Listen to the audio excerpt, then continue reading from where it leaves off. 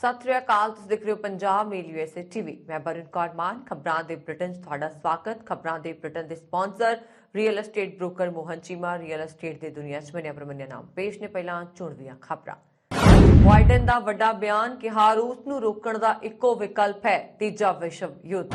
America ਦਾ ਦਾਅਵਾ, Kyiv ਤੋਂ 30 kilometre ਦੂਰ ਰੂਸ ਦੀ ਫੌਜ ਯੂਕਰੇਨ ਦੇ 50% ਹਿੱਸੇ ਤੇ ਕਬਜ਼ਾ। ਯੂਕਰੇਨ ਨੂੰ ਅਮਰੀਕਾ ਨੇ ਦਿੱਤੀ 35 ਕਰੋੜ ਦੀ ਵਾਧੂ ਫੌਜੀ ਸਹਾਇਤਾ। ਯੂਕਰੇਨ ਦੇ ਰਾਸ਼ਟਰਪਤੀ ਨੇ ਠੁਕਰਾਇਆ ਅਮਰੀਕਾ ਦਾ ਪ੍ਰਸਤਾਵ, ਰੂਸ ਨਾਲ ਲੜਨ ਦਾ ਲਿਆ ਸੰਕਲਪ। ਰੂਸੀ ਫੌਜ ਨੇ ਚੈਰਨੋਬਲ ਨਿਊਕਲੀਅਰ ਪਾਵਰ ਪਲਾਂਟ ਤੇ ਕੀਤਾ ਕਬਜ਼ਾ। ਯੂਕਰੇਨ ਦਾ ਵੱਡਾ ਦਾਅਵਾ, ਰੂਸ ਨੂੰ ਭਾਰੀ ਨੁਕਸਾਨ, 14 ਜਹਾਜ਼ ਤੇ 102 ਟੈਂਕ ਬਰਬਾਦ। ਸਿੱਖਾਂ ਦੇ ਸੇਵਾ ਦੇ ਜਜ਼ਬੇ ਨੂੰ ਸਲਾਮ, ਯੁੱਧ ਵਿਚਾਲੇ ਯੂਕਰੇਨ ਵਿੱਚ ਲੋਕਾਂ ਨੂੰ ਭੁੱਖਮਰੀ ਤੋਂ ਬਚਾਉਣ ਲਈ ਲਗਾਏ ਗਏ ਲੰਗਰ। ਤੇ ਹੁਣ ਇਹਨਾਂ ਖਬਰਾਂ ਦਾ ਵਿਸਥਾਰ।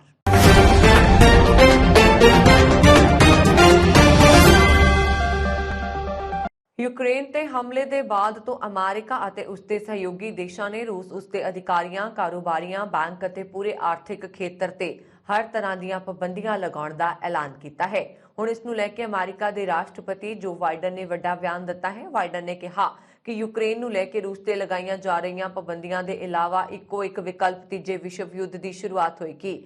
ਬਾਈਡਨ ਨੇ ਇੱਕ ਇੰਟਰਵਿਊ ਵਿੱਚ ਕਿਹਾ ਕਿ ਇੱਕ ਵਿਕਲਪ ਹੈ ਕਿ ਰੂਸ ਨਾਲ ਯੁੱਧ ਲੜਿਆ ਜਾਵੇ ਅਤੇ ਤੀਜੇ ਵਿਸ਼ਵ ਯੁੱਧ ਦੀ ਸ਼ੁਰੂਆਤ ਕੀਤੀ ਜਾਵੇ, ਜਾਂ ਦੂਜਾ ਵਿਕਲਪ ਇਹ ਹੈ ਕਿ ਇਹ ਯਕੀਨੀ ਕੀਤਾ ਜਾਵੇ ਕਿ ਜਿਹੜੇ ਦੇਸ਼ ਅੰਤਰਰਾਸ਼ਟਰੀ ਕਾਨੂੰਨ ਦੇ ਉਲਟ ਕੰਮ ਕਰਨ, ਉਹਨਾਂ ਨੂੰ ਅਜਿਹਾ ਕਰਨ ਲਈ ਇੱਕ ਕੀਮਤ ਚੁਕਾਉਣੀ ਪਵੇ। ਬਾਈਡਨ ਨੇ ਕਿਹਾ ਕਿ ਅਜਿਹਾ ਕੋਈ ਐਲਾਨ ਨਹੀਂ ਕੀਤਾ ਗਿਆ ਜੋ ਤੁਰੰਤ ਹੋਵੇ। ਮੈਨੂੰ ਲੱਗਦਾ ਹੈ ਕਿ ਇਹ ਆਰਥਿਕ ਅਤੇ ਰਾਜਨੀਤਿਕ ਪਾਬੰਦੀ ਇਤਿਹਾਸ ਵਿੱਚ ਸਭ ਤੋਂ ਵਿਆਪਕ ਪਾਬੰਦੀ ਹੈ।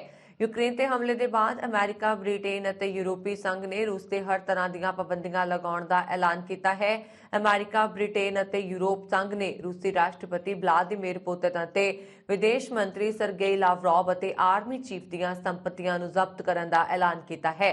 ਅਮਰੀਕਾ ਦੇ ਵਿਦੇਸ਼ ਮੰਤਰੀ ਐਂਟਨੀ ਬਲਿੰਕਨ ਨੇ ਸ਼ੁੱਕਰਵਾਰ ਨੂੰ ਕਿਹਾ ਸੀ ਕਿ ਯੂਕਰੇਨ ਤੇ ਹਮਲਾ ਕਰਨ ਦੇ ਬਦਲੇ ਰੂਸ ਨੂੰ ਇਸ ਦਾ ਖਮਿਆਜ਼ਾ ਭੁਗਤਣਾ ਹੋਏਗਾ, ਕਿਉਂਕਿ ਰੂਸ ਦੇ ਇਸ ਬਿਨਾਂ ਕਾਰਨ ਹਮਲਾ ਦੇ ਯੂਕਰੇਨ ਦੇ ਲੋਕ ਸੰਕਟ ਦਾ ਸਾਹਮਣਾ ਕਰ ਰਹੇ ਨੇ। ਇਸ ਤੇ ਰੂਸੀ ਸਰਕਾਰ ਗੰਭੀਰ ਆਰਥਿਕ ਅਤੇ ਰਾਜਨੀਤਿਕ ਕੀਮਤ ਚੁਕਾਏਗੀ। ਅਮਰੀਕੀ ਰੱਖਿਆ ਵਿਭਾਗ ਦੇ ਇੱਕ ਸੀਨੀਅਰ ਅਧਿਕਾਰੀ ਨੇ ਕਿਹਾ ਹੈ ਕਿ ਅਮਰੀਕਾ ਦਾ ਅਨੁਮਾਨ ਹੈ ਕਿ ਯੂਕਰੇਨ ਦੀਆਂ ਸਰਹੱਦਾਂ ਨੇੜੇ ਮੌਜੂਦਾ ਰੂਸੀ ਫੌਜ ਬਲ ਦਾ 50% ਤੋਂ ਜ਼ਿਆਦਾ ਹਿੱਸਾ ਯੂਕਰੇਨ ਵਿੱਚ ਦਾਖਲ ਹੋ ਚੁੱਕਿਆ ਹੈ। ਹਾਲਾਂਕਿ ਉਹਨਾਂ ਨੇ ਕਿਹਾ ਕਿ ਇਹ ਨਹੀਂ ਪਤਾ ਕਿ ਕਿੰਨੇ ਫੌਜੀ ਯੂਕਰੇਨ ਦੇ ਅੰਦਰ ਦਾਖਲ ਹੋ ਚੁੱਕੇ ਨੇ।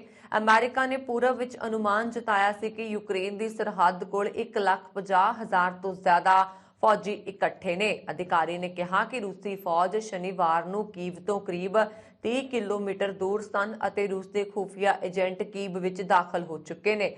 ਉੱਥੇ ਬ੍ਰਿਟੇਨ ਦੇ ਰੱਖਿਆ ਮੰਤਰਾਲਾ ਨੇ ਸ਼ਨੀਵਾਰ ਨੂੰ ਕਿਹਾ ਕਿ ਫੌਜੀ ਸਾਜ਼ੋ ਸਮਾਨ, ਆਵਾਜਾਈ ਨਾਲ ਜੁੜੀਆਂ ਮੁਸ਼ਕਲਾਂ ਅਤੇ ਯੂਕਰੇਨੀ ਫੌਜ ਦੇ ਮਜ਼ਬੂਤ ਪ੍ਰਤੀਰੋਧ ਦੇ ਨਤੀਜੇ ਵਜੋਂ ਰੂਸੀ ਫੌਜਾਂ ਦੀ ਆਵਾਜਾਈ ਅਸਥਾਈ ਰੂਪ ਨਾਲ ਹੌਲੀ ਹੋ ਗਈ ਹੈ। ਮੰਤਰਾਲਾ ਨੇ ਕਿਹਾ ਕਿ ਰੂਸੀ ਫੌਜਾਂ ਯੂਕਰੇਨ ਦੇ ਮੁੱਖ ਰਿਹਾਇਸ਼ੀ ਇਲਾਕਿਆਂ ਤੋਂ ਲੰਘ ਰਹੀਆਂ ਹਨ ਅਤੇ ਉਹਨਾਂ ਨੂੰ ਘੇਰਨ ਅਤੇ ਅਲੱਗ-ਥਲੱਗ ਕਰਨ ਦੀਆਂ ਕੋਸ਼ਿਸ਼ਾਂ ਕਰ ਰਹੀਆਂ ਨੇ। ਹੰਗਰੀ ਦੇ ਪ੍ਰਧਾਨ ਮੰਤਰੀ ਵਿਕਟਰ ਨੇ ਕਿਹਾ ਕਿ ਹੰਗਰੀ ਯੂਕਰੇਨ ਤੋਂ ਆਉਣ ਵਾਲੇ ਸਾਰੇ ਨਾਗਰਿਕਾਂ ਅਤੇ ਹੋਰ ਲੋਕਾਂ ਦਾ ਸਵਾਗਤ ਕਰ ਰਿਹਾ। ਸਰਹੱਦੀ ਸ਼ਹਿਰ ਵਿੱਚ ਪ੍ਰੈਸ ਕਾਨਫਰੰਸ ਵਿੱਚ ਉਰਬਾਨ ਨੇ ਕਿਹਾ ਕਿ ਮੈਂ ਅਜਿਹੇ ਲੋਕਾਂ ਨੂੰ ਵੀ ਦੇਖਿਆ ਹੈ ਜਿਨ੍ਹਾਂ ਕੋਲ ਕੋਈ ਯਾਤਰਾ ਦਸਤਾਵੇਜ਼ ਨਹੀਂ ਹਨ, ਪਰ ਅਸੀਂ ਉਹਨਾਂ ਨੂੰ ਵੀ ਯਾਤਰਾ ਦਸਤਾਵੇਜ਼ ਵੀ ਉਪਲਬਧ ਕਰਵਾ ਰਹੇ ਹਾਂ। ਅਸੀਂ ਉਹਨਾਂ ਲੋਕਾਂ ਨੂੰ ਵੀ ਆਗਿਆ ਦੇ ਰਹੇ ਹਾਂ ਜੋ ਉਚਿਤ ਜਾਂਚ ਪ੍ਰਕਿਰਿਆ ਤੋਂ ਬਾਅਦ ਹੋਰ ਦੇਸ਼ਾਂ ਤੋਂ ਆਏ ਨੇ। ਜੰਗ ਕਾਰਨ ਯੂਕਰੇਨ ਤੋਂ ਭੱਜ ਕੇ ਕਈ ਹਜ਼ਾਰ ਸ਼ਰਨਾਰਥੀ ਹਾਲ ਦੇ ਦਿਨਾਂ ਵਿੱਚ ਹੰਗਰੀ ਵਿੱਚ ਦਾਖਲ ਹੋ ਚੁੱਕੇ ਹਨ। ਅਮਰੀਕਾ ਵੱਲੋਂ ਯੂਕਰੇਨ ਨੂੰ ਦਿੱਤੀ ਜਾਣ ਵਾਲੀ 35 ਕਰੋੜ ਡਾਲਰ ਦੀ ਵਾਧੂ ਸਹਾਇਤਾ ਵਿੱਚ ਸਾਜ਼ੋ ਸਮਾਨ, ਛੋਟੇ ਹਥਿਆਰ ਅਤੇ ਵੱਖ-ਵੱਖ ਤਰ੍ਹਾਂ ਦੇ ਗੋਲਾ ਬਾਰੂਦ ਅਤੇ ਹੋਰ ਚੀਜ਼ਾਂ ਸ਼ਾਮਲ ਨੇ। ਪੈਂਟਾਗਨ ਦੇ ਪ੍ਰੈਸ ਸਕੱਤਰ ਜਾਨ ਕਿਰਬੀ ਨੇ ਇਹ ਜਾਣਕਾਰੀ ਦਿੱਤੀ ਹੈ। ਇਸ ਸਹਾਇਤਾ ਦਾ ਐਲਾਨ ਸ਼ਨੀਵਾਰ ਨੂੰ ਕੀਤਾ ਗਿਆ। ਰੱਖਿਆ ਵਿਭਾਗ ਦੇ ਹੋਰ ਅਧਿਕਾਰੀ ਨੇ ਕਿਹਾ ਕਿ ਇਸ ਸਹਾਇਤਾ ਵਿੱਚ ਜੈਵਲਿਨ ਟੈਂਕ, ਰੋਖੋ ਹਥਿਆਰ ਸ਼ਾਮਲ ਹੋਣਗੇ ਅਤੇ ਇਹਨਾਂ ਨੂੰ ਪੜਾਅਵਾਰ ਤਰੀਕੇ ਨਾਲ ਜਲਦ ਤੋਂ ਜਲਦ ਯੂਕਰੇਨ ਨੂੰ ਮੁਹੱਈਆ ਕਰਵਾਇਆ ਜਾਏਗਾ। ਅਧਿਕਾਰੀਆਂ ਨੇ ਨਾਮ ਨਾ ਉਜਾਗਰ ਕਰਨ ਦੀ ਸ਼ਰਤ ਤੇ ਦੱਸਿਆ ਕਿ ਯੂਕਰੇਨ ਨੂੰ ਪਿਛਲੇ ਕੁਝ ਦਿਨਾਂ ਵਿੱਚ ਫੌਜੀ ਸਹਾਇਤਾ ਦਿੱਤੀ ਗਈ ਹੈ ਅਤੇ ਅੱਗੇ ਵੀ ਇਸ ਤੇ ਵਿਚਾਰ ਕੀਤਾ ਜਾਏਗਾ। ਯੂਕਰੇਨ ਦੇ ਰਾਸ਼ਟਰਪਤੀ ਵਲਾਦੀਮੀਰ ਜ਼ੇਲੈਂਸਕੀ ਨੇ ਰਾਜਧਾਨੀ ਕੀਵ ਤੋਂ ਨਿਕਲਣ ਦਾ ਅਮਰੀਕਾ ਦਾ ਪ੍ਰਸਤਾਵ ਠੁਕਰਾ ਦਿੱਤਾ ਹੈ ਅਤੇ ਕਿਹਾ ਕਿ ਉਹਨਾਂ ਨੂੰ ਲੜਨ ਲਈ ਗੋਲਾ ਬਾਰੂਦ ਚਾਹੀਦਾ ਹੈ, ਨਾ ਕਿ ਉੱਥੋਂ ਜਾਣ ਲਈ ਵਾਹਨ।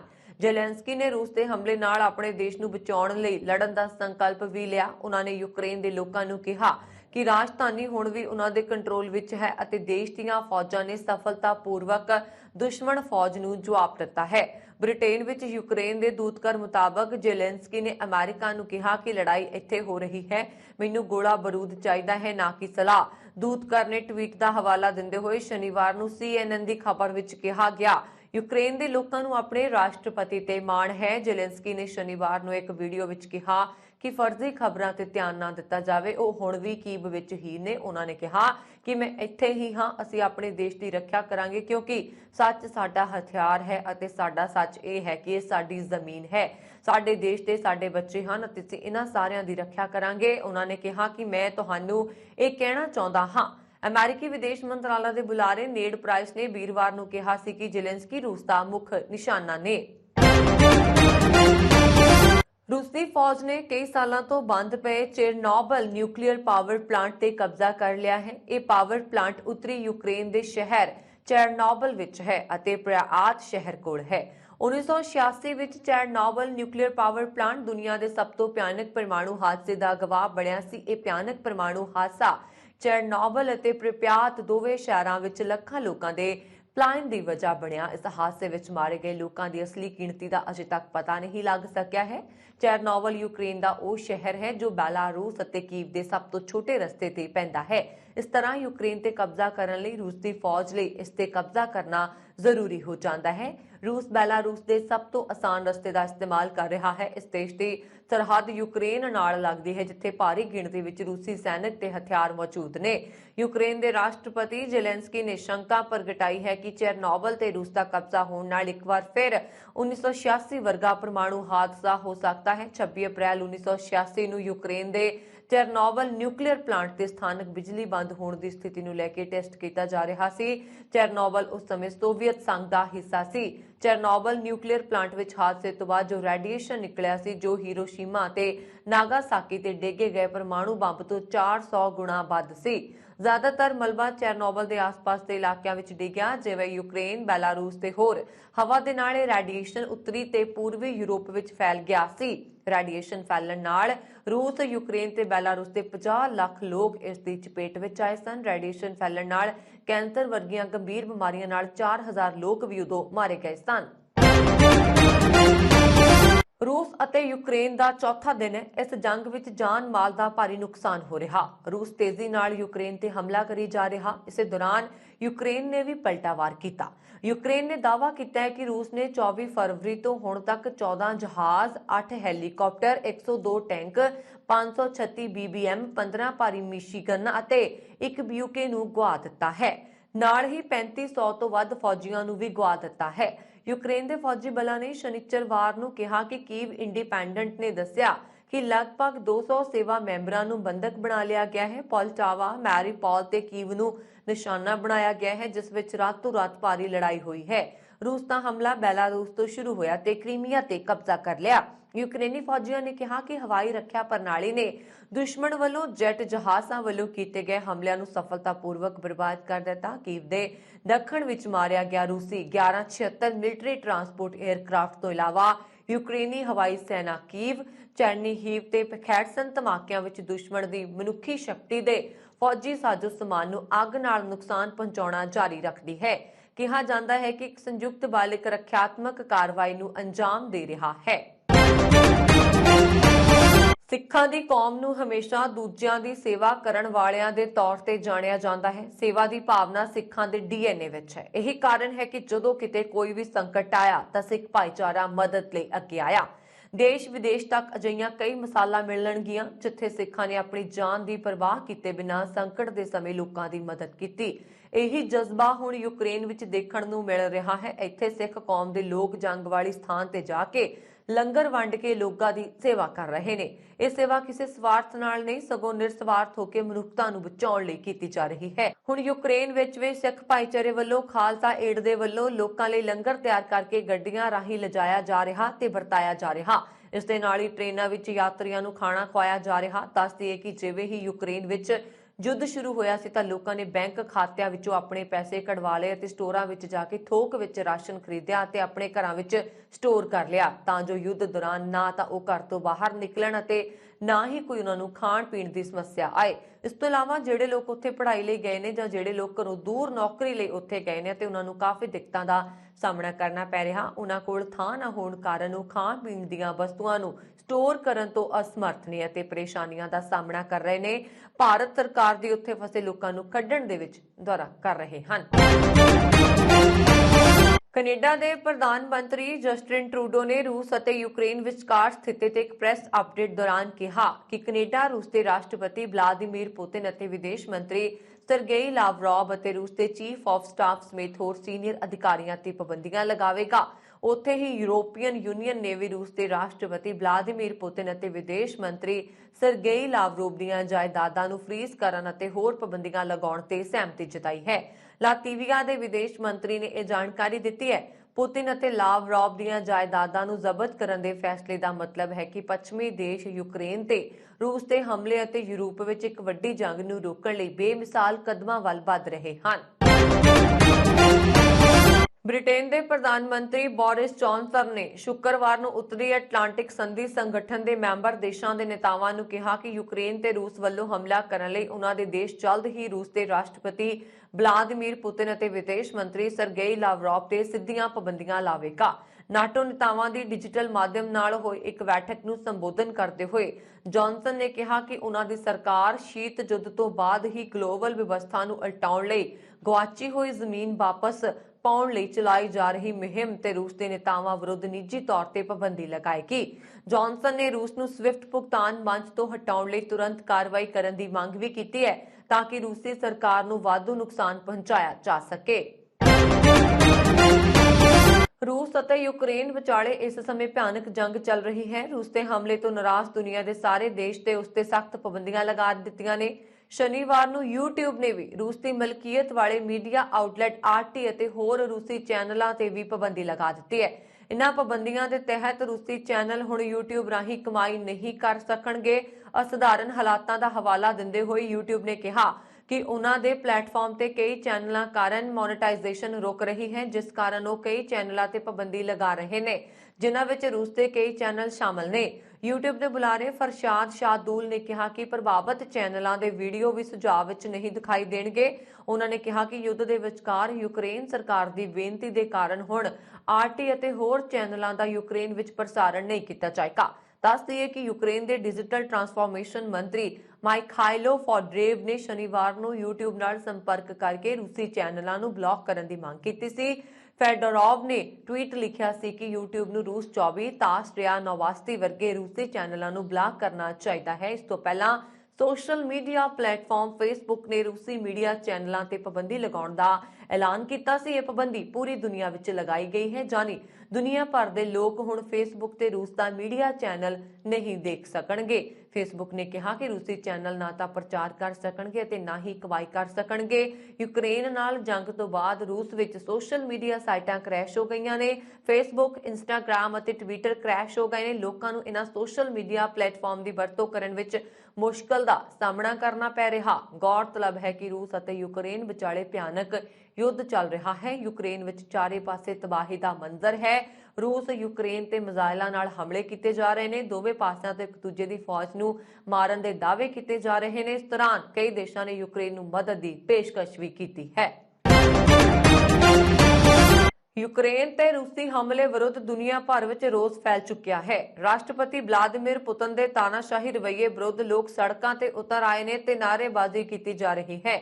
ਅਮਰੀਕਾ, ਆਸਟ੍ਰੇਲੀਆ ਤੇ ਹੋਰਨਾਂ ਦੇਸ਼ਾਂ ਦੀ ਤਰ੍ਹਾਂ ਕੈਨੇਡਾ ਵਿੱਚ ਵੀ ਲੋਕ ਯੂਕਰੇਨ ਦੇ ਪੱਖ ਵਿੱਚ ਸੜਕਾਂ ਤੇ ਉਤਰ ਕੇ ਰੋਸ ਪ੍ਰਦਰਸ਼ਨ ਕਰ ਰਹੇ ਨੇ। ਕੈਨੇਡਾ ਵਿੱਚ ਰੂਸੀ ਹਮਲੇ ਦਾ ਵਿਰੋਧ ਕਰਨ ਲਈ ਟੋਰਾਂਟੋ ਵਿੱਚ ਸੈਂਕੜਾ ਲੋਕ ਇਕੱਠੇ ਹੋਏ, ਜਿੱਥੇ ਉਹਨਾਂ ਨੇ ਪੁਤਿਨ ਦੇ ਵਿਰੁੱਧ ਤੇ ਯੂਕਰੇਨ ਦੇ ਸਮਰਥਨ ਵਿੱਚ ਨਾਅਰੇਬਾਜ਼ੀ ਕੀਤੀ। ਇਸ ਮੌਕੇ ਵਿਖਾਵਾਕਾਰੀਆਂ ਦੇ ਹੱਥਾਂ ਵਿੱਚ ਨੀਲੇ ਤੇ ਪੀਲੇ ਰੰਗ ਦੇ ਯੂਕਰੇਨ ਦੇ ਝੰਡੇ ਫੜੇ ਹੋਏ ਸਨ ਤੇ ਰੂਸ ਵਿਰੁੱਧ ਜੰਮ ਕੇ ਭੜਾਸ ਕੱਢਦੇ ਹੋਏ ਨਜ਼ਰ ਆਏ।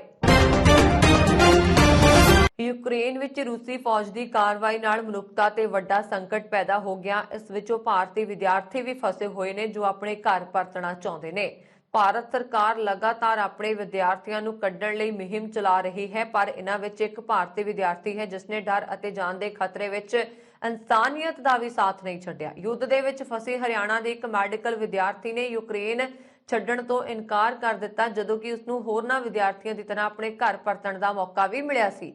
ਭਾਰਤੀ ਵਿਦਿਆਰਥੀ ਯੂਕਰੇਨ ਦੇ ਇੱਕ ਘਰ ਵਿੱਚ ਕਿਰਾਏ ਤੇ ਰਹਿੰਦੀ ਹੈ। ਉਸ ਦੇ ਮਕਾਨ ਮਾਲਕ ਨੇ ਆਪਣੇ ਦੇਸ਼ ਦੀ ਰੱਖਿਆ ਲਈ ਯੂਕਰੇਨ ਫੌਜ ਨਾਲ ਮਿਲ ਕੇ ਹਥਿਆਰ ਚੁੱਕਣ ਦਾ ਫੈਸਲਾ ਲਿਆ, ਪਰ ਆਪਣੇ ਪਿੱਛੇ ਉਹ ਪਤਨੀ ਤੇ 3 ਬੱਚੇ ਛੱਡ ਗਏ ਨੇ। ਹੁਣ ਭਾਰਤ ਦੀ ਇਸ ਧੀ ਨੇ ਆਪਣੇ ਮਕਾਨ ਮਾਲਕ ਦੇ ਪਰਿਵਾਰ ਦੀ ਦੇਖ-ਰੇਖ ਕਰਨ ਦੀ ਜ਼ਿੰਮੇਵਾਰੀ ਚੁੱਕੀ ਹੈ। ਹਰਿਆਣਾ ਦੇ ਚਰਖੀ ਦਾਦਰੀ ਜ਼ਿਲ੍ਹੇ ਦੀ ਇੱਕ ਟੀਚਰ ਨੇ ਦੱਸਿਆ ਕਿ ਭਾਰਤ ਦੀ ਮੈਡੀਕਲ ਸਟੂਡੈਂਟ ਨੇਹਾ ਨੇ ਆਪਣੀ ਮਾਂ ਨੂੰ ਕਿਹਾ, ਮੈਂ ਜ਼ਿੰਦਾ ਰਹਾਂ ਜਾਂ ਨਾ ਰਹਾਂ, ਪਰ ਮੈਂ ਇਹਨਾਂ ਬੱਚਿਆਂ ਤੇ ਇਹਨਾਂ ਦੀ ਮਾਂ ਨੂੰ ਇਸ ਹਾਲਤ ਵਿੱਚ ਨਹੀਂ ਛੱਡਾਂਗੀ। ਯੂਕਰੇਨ ਵਿੱਚ ਜੰਗ ਕਾਰਨ ਸੰਕਟ ਵਿੱਚ ਘਿਰੇ ਦੁਖੀ ਪਰਿਵਾਰਾਂ ਦੀ ਹਰ ਸੰਭਵ ਮਦਦ ਨੂੰ ਯਕੀਨੀ ਬਣਾਉਣ ਲਈ ਪੰਜਾਬ ਦੇ ਮੁੱਖ ਸਕੱਤਰ ਸ਼੍ਰੀ ਅਨਿਰੁੱਧ ਤਿਵਾੜੀ ਨੇ ਸ਼ਨੀਵਾਰ ਨੂੰ ਇੱਥੇ ਉੱਚ ਪੱਧਰੀ ਮੀਟਿੰਗ ਦੌਰਾਨ ਸੂਬਾ ਸਰਕਾਰ ਦੇ ਸਮਰਪਿਤ ਹਫ਼ਤੇ ਵਿੱਚ 24 ਘੰਟੇ 7 ਦਿਨ ਕੰਟਰੋਲ ਰੂਮ ਨੰਬਰਾਂ ਤੇ ਪ੍ਰਾਪਤ ਕਾਲਾਂ ਦੀ ਸਥਿਤੀ ਦਾ ਜਾਇਜ਼ਾ ਲਿਆ ਅਤੇ ਉਹਨਾਂ ਦੇ ਸਾਰੇ ਡਿਪਟੀ ਕਮਿਸ਼ਨਰਾਂ, ਸੀਪੀਜ਼ ਅਤੇ ਐਸਐਸਪੀਜ਼ ਨੂੰ ਨਿਰਦੇਸ਼ ਦਿੱਤੇ ਹੈ ਕਿ ਜੰਗ ਪ੍ਰਭਾਵਿਤ ਇਸ ਮੁਲਕ ਵਿੱਚ ਫਸੇ ਪੰਜਾਬ ਦੇ ਵਿਅਕਤੀਆਂ ਬਾਰੇ ਸਮੇਤ ਪਾਸਪੋਰਟ ਨੰਬਰ ਜਾਣਕਾਰੀ ਤੁਰੰਤ ਅਪਡੇਟ ਕੀਤੀ ਜਾਵੇ ਤਾਂ ਜੋ ਪ੍ਰਭਾਵਿਤ ਵਿਅਕਤੀਆਂ ਦੀ ਅਸਲ ਗਿਣਤੀ ਪਤਾ ਲੱਗ ਸਕੇ। ਇੱਥੇ ਆਪਣੇ ਦਫ਼ਤਰ ਵਿਖੇ ਡਿਪਟੀ ਕਮਿਸ਼ਨਰਾਂ, ਸੀਪੀਜ਼ ਅਤੇ ਐਸਐਸਪੀਜ਼ ਦੀ ਉੱਚ ਪੱਧਰੀ ਮੀਟਿੰਗ ਦੀ ਪ੍ਰਧਾਨਗੀ ਕਰਦਿਆਂ ਮੁੱਖ ਸਕੱਤਰ ਨੇ ਪ੍ਰਭਾਵਿਤ ਵਿਅਕਤੀਆਂ ਅਤੇ ਉਹਨਾਂ ਦੇ ਰਿਸ਼ਤੇਦਾਰਾਂ ਨੂੰ ਤੁਰੰਤ ਪੰਜਾਬ ਸਰਕਾਰ ਦੇ ਹੈਲਪਲਾਈਨ ਨੰਬਰ 1100 1100 ਅਤੇ 1724111905 ਤੇ ਸੰਪਰਕ ਕਰਨ ਦੀ ਅਪੀਲ ਕੀਤੀ ਹੈ। ਉਹਨਾਂ ਨੇ ਕਿਹਾ ਕਿ ਇਹਨਾਂ ਕੰਟਰੋਲ ਰੂਮ ਨੰਬਰਾਂ ਤੇ ਹੁਣ ਤੱਕ ਕੁੱਲ 155 ਕਾਲਾਂ ਆ ਚੁੱਕੀਆਂ ਨੇ ਤੇ ਯੂਕਰੇਨ ਵਿੱਚ ਫਸੇ ਲੋਕਾਂ ਨੂੰ ਸੁਰੱਖਿਅਤ ਬਾਹਰ ਕੱਢਣ ਲਈ ਇਹਨਾਂ ਕਾਲਾਂ ਰਾਹੀਂ ਪ੍ਰਾਪਤ ਜਾਣਕਾਰੀ ਤੁਰੰਤ ਭਾਰਤ ਦੇ ਵਿਦੇਸ਼ ਮੰਤਰਾਲੇ ਨਾਲ ਸਾਂਝੀ ਕੀਤੀ ਜਾ ਰਹੀ ਹੈ। ਸ਼ਨੀਵਾਰ ਨੂੰ ਰੂਸੀ ਕਮਾਂਡੋਜ਼ ਦੀ ਇੱਕ ਟੁਕੜੀ ਯੂਕਰੇਨ ਦੀ ਰਾਜਧਾਨੀ ਕੀਵ ਵਿੱਚ ਦਾਖਲ ਹੋਈ ਹੈ। ਇਸ ਦੇ ਨਾਲ ਹੁਣ ਉੱਥੇ ਯੂਕਰੇਨ ਦੇ ਸੈਨਿਕਾਂ ਦੀ ਆਮੋ ਸਾਹਮਣੇ ਲੜਾਈ ਵੀ ਹੋ ਗਈ ਹੈ। ਇਹ ਟੁਕੜੀ ਟੈਂਕਾਂ ਤੇ ਭਾਰੀ ਫੌਜੀ ਵਾਹਨਾਂ ਲਈ ਰਸਤਾ ਬਣਾਉਣ ਦੇ ਉਦੇਸ਼ ਨਾਲ ਦਾਖਲ ਹੋਈ ਸੀ। ਰਾਇਟਰਸ ਦੇ ਅਨੁਸਾਰ ਸੈਟੇਲਾਈਟ ਫਾਰਮ ਮਕਸਰ ਨੇ ਰਿਪੋਰਟ ਦਿੱਤੀ ਹੈ ਕਿ ਤਾਜ਼ਾ ਫੋਟੋ ਵਿੱਚ ਪਣ ਬਿਜਲੀ ਪਲਾਂਟ ਦੇ ਨੇੜੇ ਨੋਵਾ ਕਾਖੋਵਾ ਵਿੱਚ ਰੂਸੀ ਸੈਨਿਕਾਂ ਦੀ ਇੱਕ ਟੁਕੜੀ ਦੇਖੀ ਜਾ ਸਕਦੀ ਹੈ। ਸੰਯੁਕਤ ਰਾਸ਼ਟਰ ਨੇ ਕਿਹਾ ਕਿ ਵੀਰਵਾਰ ਨੂੰ ਸ਼ੁਰੂ ਹੋਏ ਯੁੱਧ ਵਿੱਚ ਘੱਟੋ-ਘੱਟ 240 ਲੋਕਾਂ ਦੀ ਮੌਤ ਹੋ ਚੁੱਕੀ ਹੈ। ਹਾਲਾਂਕਿ ਮੰਨਿਆ ਜਾ ਰਿਹਾ ਕਿ ਅੰਕੜੇ ਇਸ ਤੋਂ ਵੀ ਵੱਧ ਹੋ ਸਕਦੇ ਨੇ। ਯੂਐਸ, ਈਯੂ, ਯੂਕੇ ਸਵਿਫਟ ਤੋਂ 94 ਰੂਸੀ ਬੈਂਕਾਂ ਨੂੰ ਹਟਾਉਣ ਦੇ ਨਾਲ-ਨਾਲ ਰੂਸੀ ਕੇਂਦਰੀ ਬੈਂਕ ਤੇ ਪਾਬੰਦੀਆਂ ਲਗਾ ਦਿੱਤੀਆਂ ਗਈਆਂ ਨੇ। ਰੂਸ ਵਿੱਚ ਰਾਸ਼ਟਰਪਤੀ ਵਲਾਦੀਮੀਰ ਪੁਤਿਨ ਦੇ ਦਫ਼ਤਰ ਕ੍ਰੈਮਲਿਨ ਦੇ ਅਧਿਕਾਰਤ ਵੈਬਸਾਈਟ ਦੇ ਡਾਊਨ ਹੋਣ ਦੀ ਸੂਚਨਾ ਹੈ। ਇਸ ਦੇ ਨਾਲ ਹੀ ਕਈ ਸਰਕਾਰੀ ਵੈਬਸਾਈਟਾਂ ਤੇ ਵੀ ਸਾਈਬਰ ਹਮਲੇ ਹੋਏ ਨੇ। ਵਰਣਨਯੋਗ ਹੈ ਕਿ ਯੂਕਰੇਨ ਦੇ ਉਪ ਪ੍ਰਧਾਨ ਮੰਤਰੀ ਨੇ ਕਿਹਾ ਕਿ ਉਸਨੇ ਹੁਣ ਆਪਣੀ ਆਈਟੀ ਆਰਮੀ ਰਾਹੀਂ ਰੂਸ ਦੇ ਸਾਈਬਰ ਸਪੇਸ ਤੇ ਹਮਲਾ ਕੀਤਾ ਹੈ। ਯੂਕਰੇਨ ਵਿੱਚ ਫਸੇ ਭਾਰਤੀਆਂ ਨੂੰ ਦੇਸ਼ ਵਾਪਸ ਲਿਆਉਣ ਲਈ ਕੇਂਦਰ ਸਰਕਾਰ ਦੀ ਮੁਹਿੰਮ ਜਾਰੀ ਹੈ। ਇਸ ਦੇ ਤਹਿਤ ਐਤਵਾਰ ਤੜਕੇ 2:45 ਤੇ 에ਅਰ ਇੰਡੀਆ ਦੀ ਫਲਾਈਟ 250 ਭਾਰਤੀ ਨਾਗਰਿਕਾਂ ਨੂੰ ਲੈ ਕੇ ਭਾਰਤ ਵਾਪਸ ਪਹੁੰਚੀ। ਏਅਰਪੋਰਟ ਤੇ ਮੌਜੂਦ ਸਿਵਲ ਐਵੀਏਸ਼ਨ ਮਿਨਿਸਟਰ ਜੋਤਿਰਾਦਿੱਤਿਆ ਸਿੰਧੀਆ ਨੇ ਯੂਕਰੇਨ ਤੋਂ ਆਏ ਲੋਕਾਂ ਦਾ ਸਵਾਗਤ ਗੁਲਾਬ ਦੇ ਫੁੱਲਾਂ ਨਾਲ ਕੀਤਾ। ਲੈਂਡ ਹੋਣ ਤੋਂ ਬਾਅਦ ਸਿੰਧੀਆ ਨੇ ਜਹਾਜ਼ ਵਿੱਚ ਜਾ ਕੇ ਉਹਨਾਂ ਦਾ ਸਵਾਗਤ ਕੀਤਾ ਤੇ ਏਅਰ ਇੰਡੀਆ ਦੇ ਕ੍ਰਿਊ ਮੈਂਬਰਸ ਦਾ ਧੰਨਵਾਦ ਕੀਤਾ। ਕੇਂਦਰੀ ਮੰਤਰੀ ਨੇ ਕਿਹਾ ਕਿ ਇੱਕ ਭਾਰਤੀ ਨੂੰ ਯੂਕਰੇਨ ਤੋਂ ਵਾਪਸ ਲਿਆਂਦਾ ਜਾਏਗਾ। ਅਸੀਂ ਇਸ ਦੀ ਗਾਰੰਟੀ ਲੈਂਦੇ ਹਾਂ। ਆਖਰ ਵਿੱਚ ਉਹਨਾਂ ਨੇ ਜੈ ਹਿੰਦ ਦੇ ਨਾਅਰੇ ਲਗਾਏ। ਯੂਕਰੇਨ ਵਿੱਚ ਰੂਸੀ ਫੌਜੀਆਂ ਦੀ ਕਾਰਵਾਈ ਦੇ ਵਿਚਕਾਰ ਸ਼ਨੀਚਰਵਾਰ ਤੋਂ ਭਾਰਤ ਨੇ ਉੱਥੇ ਫਸੇ ਆਪਣੇ ਨਾਗਰਿਕਾਂ ਨੂੰ ਕੱਢਣ ਲਈ ਮੁਹਿੰਮ ਸ਼ੁਰੂ ਕੀਤੀ ਹੈ। ਸ਼ਾਮ ਵਿੱਚ ਪਹਿਲੀ ਉਡਾਣ 219 ਲੋਕਾਂ ਨੂੰ ਲੈ ਕੇ ਬੰਬਈ ਪਹੁੰਚੀ। ਬੁਡਾਪੇਸਟ ਤੋਂ 240 ਭਾਰਤੀ ਨਾਗਰਿਕਾਂ ਨੂੰ ਲੈ ਕੇ ਆਪਰੇਸ਼ਨ ਗੰਗਾ ਤਹਿਤ ਤੀਸਰੀ ਉਡਾਣ ਦਿੱਲੀ ਲਈ ਰਵਾਨਾ ਹੋਈ ਤੇ ਦੂਸਰੀ ਉਡਾਣ ਨਾਲ 250 ਭਾਰਤੀ ਨਾਗਰਿਕ ਐਤਵਾਰ ਤੜਕੇ 2:45 ਤੇ ਦਿੱਲੀ ਏਅਰਪੋਰਟ ਪਹੁੰਚ ਗਏ। ਰੂਸੀ ਪੁਲਾੜ ਏਜੰਸੀ ਦੇ ਮੁਖੀ ਨੇ ਅਮਰੀਕਾ ਨੂੰ ਚੇਤਾਵਨੀ ਦਿੱਤੀ ਹੈ ਕਿ ਮਾਸਕੋ ਤੇ ਲਗਾਈਆਂ ਪਾਬੰਦੀਆਂ ਅੰਤਰਰਾਸ਼ਟਰੀ ਪੁਲਾੜ ਸਟੇਸ਼ਨ ਤੇ ਉਹਨਾਂ ਦਾ ਸਹਿਯੋਗ ਖਤਮ ਕਰ ਸਕਦੀਆਂ ਨੇ। ਇਸ ਦੇ ਨਾਲ ਹੀ ਉਹਨਾਂ ਨੇ ਅਮਰੀਕਾ ਨੂੰ ਪੁੱਛਿਆ ਕਿ ਕੀ ਉਹ ਭਾਰਤ ਅਤੇ ਚੀਨ ਨੂੰ ਖਤਰੇ ਵਿੱਚ ਪਾਉਣਾ ਚਾਹੁੰਦਾ ਹੈ, ਕਿਉਂਕਿ 500 ਟਨ ਦੇ ISS ਢਾਂਚੇ ਦੇ ਢਹਿ ਜਾਣ ਨਾਲ ਉਹਨਾਂ ਨੂੰ ਖਤਰਾ ਹੋ ਸਕਦਾ ਹੈ। ਰੂਸ ਅਤੇ ਅਮਰੀਕਾ ISS ਪ੍ਰੋਗਰਾਮ ਵਿੱਚ ਪ੍ਰਮੁੱਖ ਭਾਗੀਦਾਰ ਨੇ, ਜਦੋਂ ਕਿ ਕੈਨੇਡਾ, ਜਾਪਾਨ, ਫਰਾਂਸ, ਇਟਲੀ ਅਤੇ ਸਪੇਨ ਵਰਗੇ ਕਈ ਯੂਰੋਪੀਅਨ ਦੇਸ਼ ਵੀ ਇਸ ਵਿੱਚ ਸ਼ਾਮਲ ਨੇ। ISS ਵਿੱਚ ਫਿਲਹਾਲ ਨਾਸਾ ਦੇ 4, ਰੂਸ ਦੇ 2 ਤੇ ਯੂਰਪ ਦਾ 1 ਪੁਲਾੜ ਯਾਤਰੀ ਮੌਜੂਦ ਹੈ। ਅਮਰੀਕੀ ਰਾਸ਼ਟਰਪਤੀ ਜੋ ਬਾਈਡਨ ਨੇ ਯੂਕਰੇਨ ਤੇ ਹਮਲੇ ਤੋਂ ਬਾਅਦ ਵੀਰਵਾਰ ਨੂੰ ਨਵੀਆਂ ਪਾਬੰਦੀਆਂ ਦਾ ਐਲਾਨ ਵੀ ਕੀਤਾ ਸੀ ਤੇ ਕਿਹਾ ਸੀ ਕਿ ਰੂਸ ਦੇ ਪੁਲਾੜ ਪ੍ਰੋਗਰਾਮ ਸਮੇਤ ਇਸ ਦੇ ਏਅਰ ਸਪੇਸ ਉਦਯੋਗ ਨੂੰ ਨਿਰਾਸ਼ ਕੀਤਾ ਜਾਏਗਾ। CNN ਦੀ ਰਿਪੋਰਟ ਅਨੁਸਾਰ ਰੂਸੀ ਪੁਲਾੜ ਏਜੰਸੀ ਰੋਸਕੋਸਮੋਸ ਦੇ ਡਾਇਰੈਕਟਰ ਜਨਰਲ ਦਿਮਿਤਰੀ ਨੇ ਸ਼ੁੱਕਰਵਾਰ ਨੂੰ ਕਿਹਾ ਸੀ ਕਿ ISS ਦਾ ਆਰਬਿਟ ਅਤੇ ਪੁਲਾੜ ਦੀ ਲੋਕੇਸ਼ਨ ਰੂਸੀ ਇੰਜਣਾਂ ਦੁਆਰਾ ਨਿਯੰਤਰਣ ਹੁੰਦੀ ਹੈ। ਯੂਕਰੇਨ ਤੇ ਹਮਲੇ ਦੇ ਵਿਰੋਧ ਵਿੱਚ ਪੋਲੈਂਡ ਨੇ ਰੂਸ ਨਾਲ ਫੁੱਟਬਾਲ ਮੈਚ ਖੇਡਣ ਤੋਂ ਇਨਕਾਰ ਕਰ ਦਿੱਤਾ। 2022 ਫੀਫਾ ਵਿਸ਼ਵ ਕੱਪ ਕੁਆਲੀਫਾਇਰ ਦਾ ਪਲੇ-ਆਫ ਮੁਕਾਬਲਾ 24 ਮਾਰਚ ਨੂੰ ਰੂਸ ਦੀ ਰਾਜਧਾਨੀ ਮਾਸਕੋ ਵਿੱਚ ਹੋਣਾ ਹੈ, ਪਰ ਮੌਜੂਦਾ ਘਟਨਾਕ੍ਰਮ ਨੂੰ ਦੇਖਦੇ ਹੋਏ ਪੋਲੈਂਡ ਨੇ ਯੂਕਰੇਨ ਦੇ ਸਮਰਥਨ ਵਿੱਚ ਇਹ ਕਦਮ ਚੁੱਕਣਾ ਜ਼ਰੂਰੀ ਸਮਝਿਆ। ਪੋਲੈਂਡ ਫੁੱਟਬਾਲ ਐਸੋਸੀਏਸ਼ਨ ਦੇ ਪ੍ਰਧਾਨ ਕੁਲੇਸਾਜਾ ਨੇ ਟਵੀਟ ਕਰਕੇ ਇਸ ਦੀ ਜਾਣਕਾਰੀ ਦਿੱਤੀ। ਪੂਰੀ ਟੀਮ ਨੇ ਇਸ ਦਾ ਸਮਰਥਨ ਕੀਤਾ ਹੈ। ਸਟਾਰ ਫੁੱਟਬਾਲਰ ਰੌਬਰਟ ਨੇ ਟਵੀਟ ਵੀ ਕੀਤਾ ਹੈ ਕਿ ਇਹ ਸਹੀ ਫੈਸਲਾ ਹੈ। ਮੈਂ ਉਸ ਸਥਿਤੀ ਵਿੱਚ ਰੂਸੀ ਰਾਸ਼ਟਰੀ ਟੀਮ ਨਾਲ ਮੈਚ ਖੇਡਣ ਦੀ ਕਲਪਨਾ ਵੀ ਨਹੀਂ ਕਰ ਸਕਦਾ ਜਦੋਂ ਯੂਕਰੇਨ ਵਿੱਚ ਹਥਿਆਰਬੰਦ ਹਮਲਾ ਜਾਰੀ ਹੈ। ਇਸ ਸਨ ਹੁਣ ਤੱਕ ਦੀਆਂ ਖਬਰਾਂ। ਮੈਨੂੰ ਵਰੁਣ ਕੌਰ ਮਾਨ ਨੂੰ ਦਿਓ ਆਗਿਆ। ਹੋਰ ਖਬਰਾਂ ਦੇ ਲਈ ਸਾਡਾ YouTube ਚੈਨਲ ਪੰਜਾਬ ਮੇਲ USA TV ਸਬਸਕ੍ਰਾਈਬ ਕਰੋ। ਸਤਿ ਸ਼੍ਰੀ ਅਕਾਲ।